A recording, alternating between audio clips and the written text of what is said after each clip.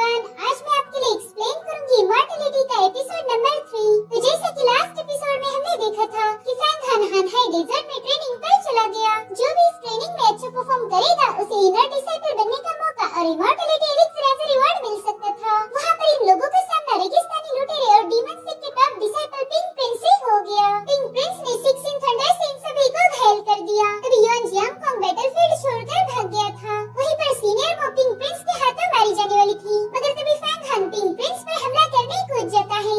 अब आगे तो हम देखते कि पिंक प्रिंस सीनियर मो की स्पिरिट को निगल रहा था और तभी फैंग हान बड़ी तेजी से जाकर प्रिंस के पीछे से अटैक कर देता है। लेकिन पिंक प्रिंस का कवच बहुत ज्यादा स्ट्रांग था जो फैंग हान को बहुत दूर ढकेल देता है। तब तक प्रिंस ने सीनियर मो को खत्म कर दिया था, जिसके बाद वो अपना रुख फैंग हान की तरफ मोड़ देता है। वो कह रहा था कि मुझे तो यकीन ही नहीं हो रहा कि तुम मेरी इन थंडर से घायल होकर भी फाइट बैक कर पा रहे हो। जरूर से तुम्हारे पास कोई खास तालिस्मान है और अब मुझे उसे चेक करने दो।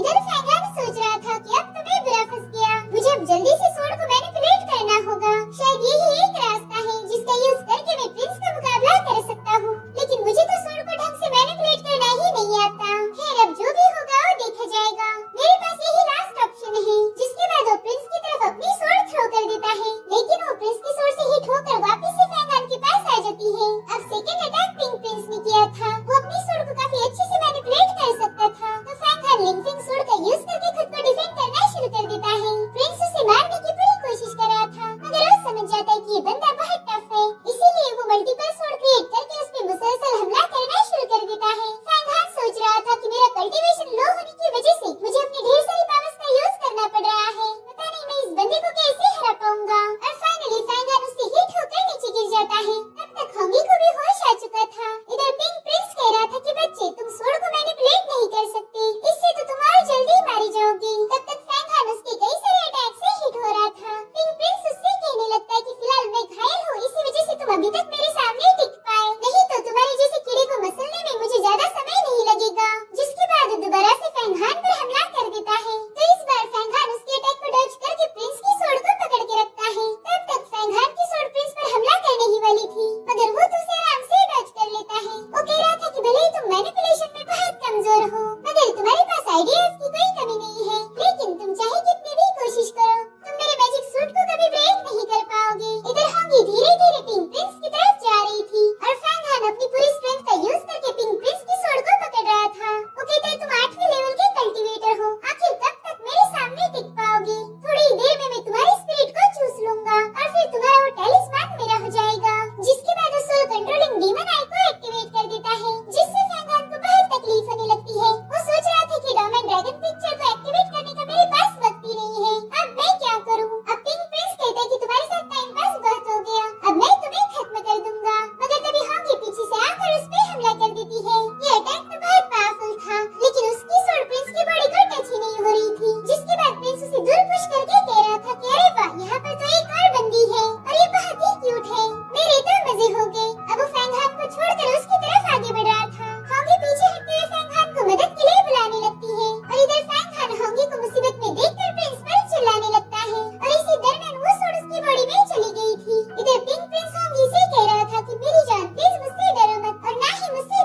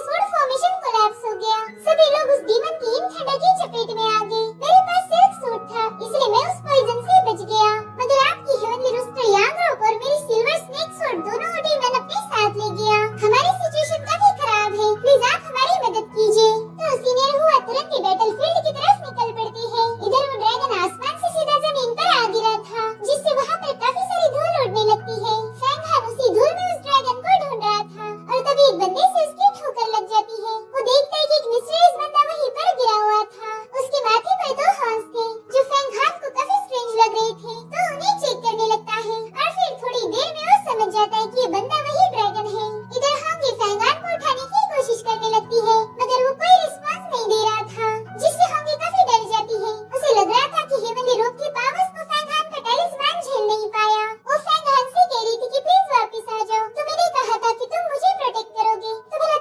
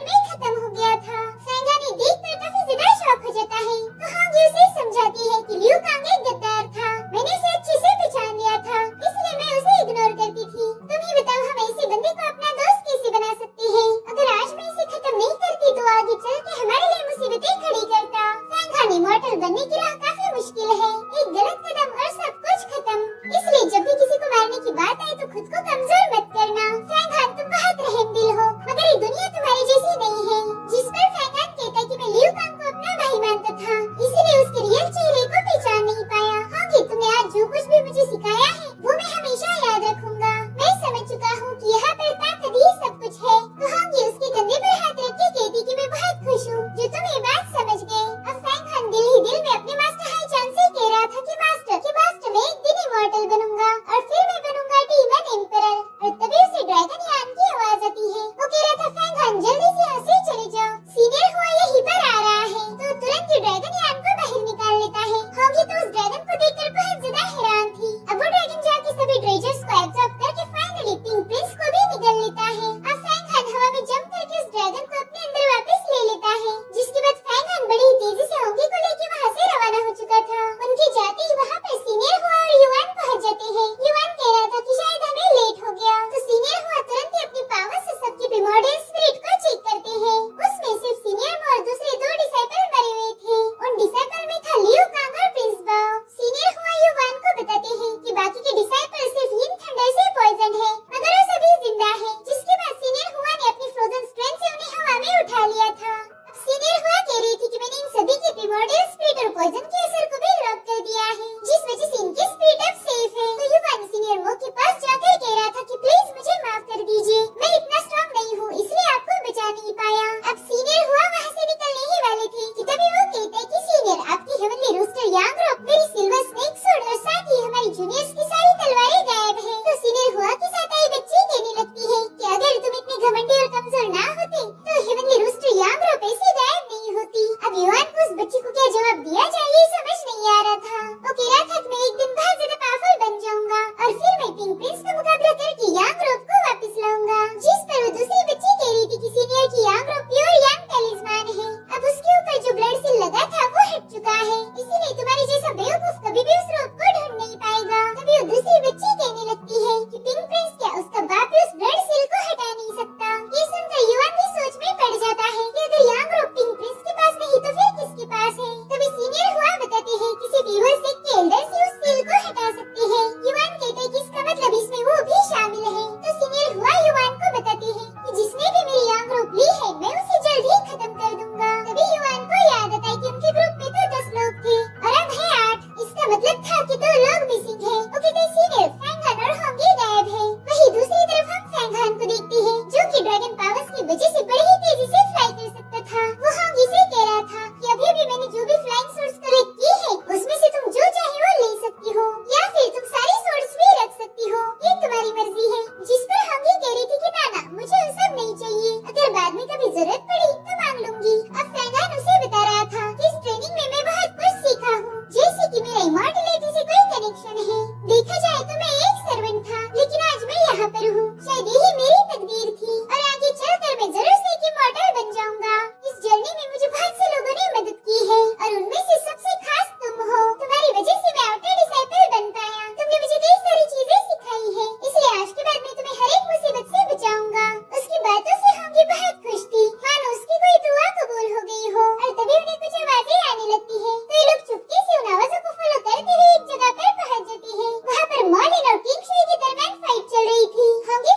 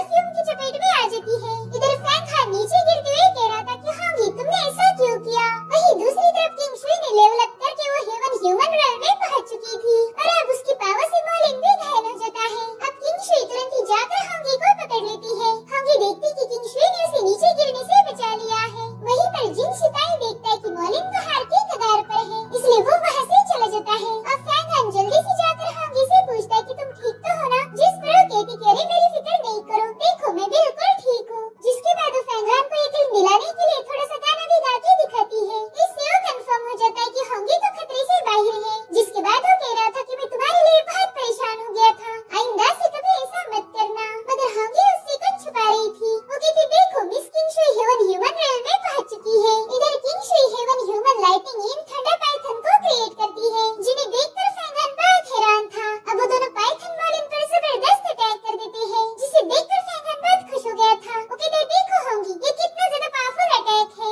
मगर मॉलिन उस अटैक से बच जाता है, जिसके बाद वो किंग शुई को धमकी देकर वहाँ से भाग गया था। इधर होंगी अचानक से ब्लड वोमिटिंग करने लगती है, जिसे देख फैंग हान काफी डर गया था। वो बड़ी तेजी से जाकर होंगी को संभालने लगता है। किंग शुई भी थोड़ी दूरी से ये सब देख रही थी। फैंग हान रोते हुए होंगी से पूछ रहा था कि होंगी तुमने मुझसे झूठ क्यों बोला कि तुम ठीक हो। जिस पर होंगी कहने लगती कि मुझे तुमसे झूठ बोलना पड़ा क्योंकि मैंने तुमसे वादा किया था कि मैं हमेशा तुम्हें प्रोटेक्ट करूंगी। ये सुनकर फैंग हान काफी रो रहा था। उसके आंसू होंगी की चित पर पड़ने लगते हैं। तो कहती कि तुम एक रियल मैन हो, इसलिए प्लीज रो मत। तो फैंग हान किंग शुई से रिक्वेस्ट कर रहा था कि मास्टर प्लीज इसे बचा लीजिए। जिस पर वो कह रही थी कि होंगी की प्रिमोर्डियल स्पिरिट ब्रोकन हो चुकी है, इसलिए मैं अब उसे बचा नहीं पाऊंगी। तो अब फैंग हान के पास रोने के अलावा और कोई ऑप्शन बचा ही नहीं था। होंगी उससे कहती कि फैंग हान मैं तुम्हें कुछ बताना चाहती हूँ। मुझे पता है कि तुम मुझे एक अच्छी दोस्त मानते हो, एक ऐसी दोस्त जिसके लिए तुम कुछ भी कर सकते हो, मगर मैं तुम्हें अपना दोस्त नहीं मानती। तुम मेरी पहली और आखिरी मोहब्बत हो। मैंने ये बात तुम्हें इसलिए नहीं बताई क्योंकि मुझे पता था कि तुम किसी और से प्यार करते हो, लेकिन अब मैं मर रही हूँ तो ये बात मैं अपने सीने में दबाकर नहीं रख सकती। तुम प्लीज अपना ख्याल रखना क्योंकि अब मैं तुम्हारे साथ नहीं हूँ। मुझे उम्मीद है कि एक दिन तुम जरूर, लेकिन अपनी बात पूरी होने से पहले ही वो दम तोड़ देती है। होंगी की मौत से फैंग हान पूरी तरह से टूट गया था। अब वो चिल्ला चिल्ला के रोने लगता है। उसे होंगी के साथ बिताए सारे पल याद आ रहे थे। वो कहता है कि तुमसे मिलने से पहले मैंने इस दुनिया में बस दुखों का सामना किया, मगर तुमने मेरी जिंदगी में आकर उन्हें मिटा दिया। तुमने मुझे और कड़ी मेहनत करने के लिए मोटिवेट किया। आज मैं जो भी हूँ उसमें तुम्हारा हाथ है। तुम एक प्रिंसेस होकर भी मुझे से गुलाम को अपना दोस्त बनाया, मुझसे प्यार किया। तुमने ये साबित किया कि इस दुनिया में तुम्हारे जैसे प्यारे लोग भी एग्जिस्ट करते हैं और आज तुमने मुझे बचाने के लिए खुद को कुर्बान कर दिया। लेकिन मैं तो इतना मजबूर और बेबस हूँ कि तुम्हारी कोई मदद नहीं कर पाया। जिसके बाद वो होंगी को टच करते हुए कह रहा था कि मैं जिसकी फिक्र करता था वो मुझसे काफी दूर जा चुकी है और जो मेरी परवाह करती है वो यहीं पर मेरी बाहों में होके भी कोसों दूर है। वो इतनी दूर है कि मैं कभी उससे मिल नहीं पाऊंगा। और तभी होंगी की सोच चमकने लगती है। उस पर लगा हुआ क्रिस्टल ग्लो कर रहा था, मगर फैंग हान को उस पर ध्यान नहीं जाता। वो कहता होंगी अगर मौत के बाद भी आफ्टर लाइफ है तो मैं जरूर तुम्हें सेफ रखूंगा। तभी किंग शुई वहाँ पर आ जाती है। वो कहती फैंग हान तुम दोनों ने मुझे बचाने के लिए अपनी लाइफ खतरे में डाली। तुम्हारी मदद से ही मैं हेवन ह्यूमन रेल तक पहुँच पाई और इसी वजह से मैं मॉलिन को हरा पाई। तुमने मुझ पर जो एहसान किया है वो मैं कभी भूल नहीं सकती। इसलिए आज मैं तुमसे वादा करती हूँ कि यहाँ से वापस जाने के बाद मैं मेरे फादर को संदेशा भेजूंगी कि तुम्हें उनका एडॉप्टेड सन एक्सेप्ट करे। तुम अब हमारे गुलाम नहीं बल्कि हमारी फैन फैमिली के बेटे हो। साथ ही तुम्हारे फादर की मेमोरियल टैबलेट भी अपनी फैन फैमिली के एंसेस्ट्रल श्राइन में रख दी जाएगी। आज के बाद तुम्हारी ब्लड लाइन का कोई भी बंदा गुलाम नहीं बनेगा। फैंग हान ये सब सुन के सोच रहा था कि मास्टर आज फाइनली मैं गुलामी से आजाद होकर तुम्हारी बराबरी का हो चुका हूँ। मुझ पर अब गुलामी का कोई ठप्पा नहीं। मगर ये होने के लिए मेरी होंगी को अपनी जान देनी पड़ी। मैं उसकी लाश से गुजर कर आजाद हो गया, इसलिए मुझे इस बात की कोई खुशी नहीं। अब किंग शुई से कहती कि तुम आज के बाद मेरे साथ प्रैक्टिस करोगी, मैं तुम्हें अपना डिसाइपल एक्सेप्ट करती हूँ। तो फैंग हान मायूस होकर इसे थैंक यू बोलता है। इधर सीनियर हुआ सभी पॉइजन डिसाइपल को एक मास्टर के पास छोड़ देते हैं ताकि वो उनका इलाज कर पाए। इधर किंग शुई फैंग हान से कहती कि होंगी तो मर चुकी है, हम उसे वापस नहीं ला सकते। अब हमें यहाँ से जल्दी से निकलना होगा, यहाँ पर रुकना खतरनाक है। तो फैंग हान कहता है कि मैं कसम खाता हूँ मैं मॉलिन को खत्म करके मेरी होंगी का बदला लूंगा। जिस पर किंग शुई कहती कि वॉन्ग मॉलिन बुरी तरह से घायल है, मेरे ख्याल से उसे इंजन अर्थवेन में गया होगा ताकि वो खुद को रिकवर कर पाए। तो हम अभी जाके उसे खत्म कर देंगे। जिस पर फैंग हान कहता है कि पहला मुझे लैन्यू टाउन जाना है, वहाँ पर हमारे कई सारे डिसाइपल हैं। मैं